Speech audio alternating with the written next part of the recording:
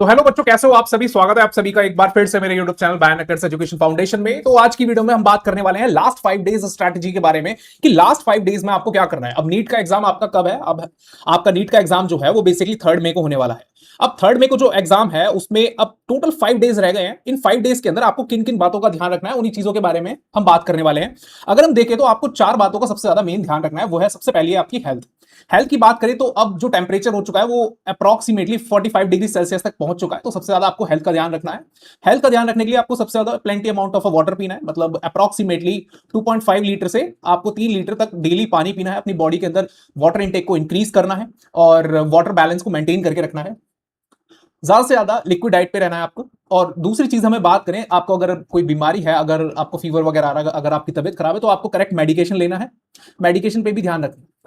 फिर उसके बाद अगर हम मेन पॉइंट की बात करें रिवीजन की, रिवीजन में आपको अब कोई नया चैप्टर स्टार्ट नहीं करना है। किसी की भी नई वीडियो देखने की कोई जरूरत नहीं है आपको, बिल्कुल भी। अब केवल आपको रिवीजन में आपको मेन चार्ट्स पे फोकस करना है। जो आपको चार्ट्स दिए गए हैं, जो माइंड मैप आपको बना करके दिए गए हैं, और जितनी भी टेबल्स चैप्टर्स के रिगार्डिंग आपको बताई गई हैं वीडियोस के अंदर, ऑनलाइन अंदर और बेसिकली ऑफलाइन टेबल जितनी भी आपको दी गई हैं, उन सभी टेबल्स को आपको फिर वापस से रिवाइज करना है। कोई भी, मैं फिर से बोल रहा हूं, कोई भी नो नया चैप्टर स्टार्ट नहीं करना है।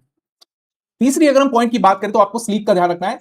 6 से 8 घंटे की आपको नींद लेनी ही लेनी है, ठीक है। और इससे कम तो लेनी ही नहीं है। 5 घंटे लोगे तब भी थोड़ा चलेगा, लेकिन 6 से 8 घंटे एक ऑप्टिमम रेंज है जो नींद की हर किसी को लेनी चाहिए।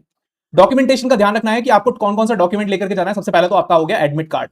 एडमिट कार्ड के साथ आपको एक एज प्रूफ के लिए, एड्रेस प्रूफ के लिए, और आपकी एक आइडेंटिटी कार्ड लेकर के जाना है। जो गवर्नमेंट आइडेंटिटी कार्ड, बेसिकली आधार कार्ड जो होता है, वो सभी लेकर के जाते हैं, आधार कार्ड वगैरह। तो इन दोनों चीजों को तो आपको अपने पास रख ही लेना है। और भी इनसे अदर जो सपोर्टिंग डॉक्यूमेंट्स हैं, इनके ऊपर वीडियो बना करके डाल चुके हैं चैनल के ऊपर। तो आपको वो सारे डॉक्यूमेंट्स अपने पास रेडी रखने हैं, वो काउंसलिंग के टाइम पे काम आएंगे। तो इन 4 चीजों का मेनली आपको ध्यान रखना है। और सबसे ज्यादा रिवीजन में कोई भी अब कोई नया नया टॉपिक नहीं डिस्कस करना है, ना ही कोई नया चैप्टर रिवाइज करना है।